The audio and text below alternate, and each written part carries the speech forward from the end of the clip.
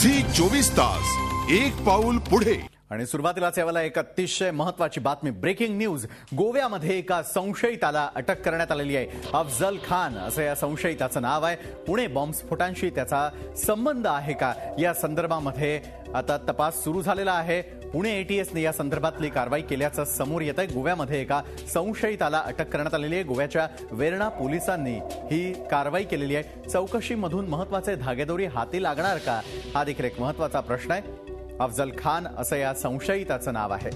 या संशयिताकडून आणखी काही महत्त्वाची माहिती मिळते का, या संदर्भामध्ये तपास सध्या सुरू आहे। पुणे बॉम्बस्फोटांशी देखील संबंध असल्याचा संशय व्यक्त केला जातोय। पुणे एटीएसची टीम ही दाखल झालेली आहे आता गोव्यामध्ये, आणि गोव्यामध्ये या पुढील तपासाला सुरुवात करण्यात आलेली आहे। गोव्यामधून एका संशयित दहशतवाद्याला अटक करण्यात आलेली आहे। पुणे बॉम्बस्फोटांशी त्याचा काही संबंध आहे का, असं देखील विचारलं जात आहे। झी 24 तास एक पाऊल पुढे।